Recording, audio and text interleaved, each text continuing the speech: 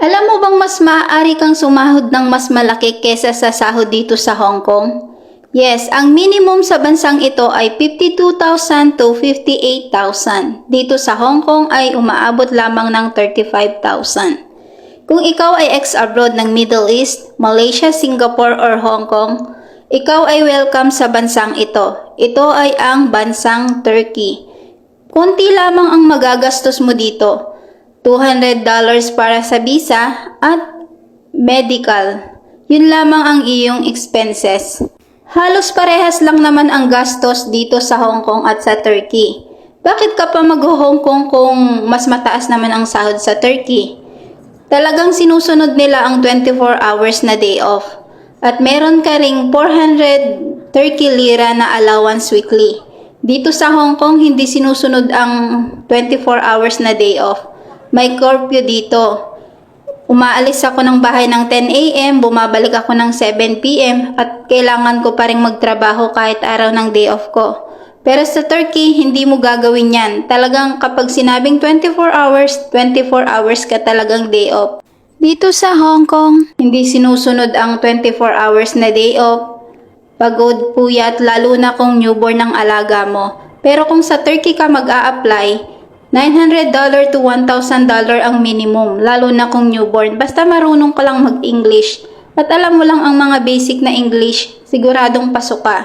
Ex-abroad po ang tinatanggap sa bansang Turkey. Kapag first-timer ka, kailangan mo munang mag-Middle East, Singapore, Malaysia, or Hong Kong. Pero kung ex-abroad ka, pasok na pasok ka. Sa bansang Turkey, pwede kang mag-extra job. Pero dito sa Hong Kong, ipinagbabawal nila ang ganun. Pwede ka lang mag-extra sa iyong sariling employer, hindi pwede sa ibang employer. Pero sa Turkey, allowed siya. Kaya mas maganda ang patakaran ng bansang Turkey. Maswerte ka na dito sa Hong Kong kapag mayroon kang sariling kwarto. Hindi lahat ng mga kunyang dito ay may sari-sariling kwarto. Yung iba, natutulog lang katabi ng CR, yung iba sa sala, at yung iba sa mga bodega, at merong kwarto para namang nicho. At yung iba naman kasama ng mga alaga nila. Katulad ko, wala akong sariling kwarto.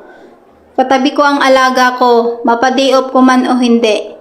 Katabi ko siya. Newborn yung alaga ko kaya lagi akong puyat. Kahit day off ko, gusto ng amo ko nasa akin pa rin kaya minsan nakakawalang gana na. Ang kagandahan sa Turkey, may privacy ka. Meron kang sariling kwarto. Dito wala. Ang age limit sa bansang Turkey ay 42 years old. 40 to 42 years old. Kung wala ka pang 40, ay pasok na pasok ka. Pasok ka sa banga. May kaibigan nga ako dito, dalaga pa siya, sabi niya, ang sahod sa Hong Kong ay hindi makakabuhay ng pamilya. Lalo na kung marami kang mga anak. Kaya after niyang ma-finish contract dito, lilipat siya ng ibang bansa.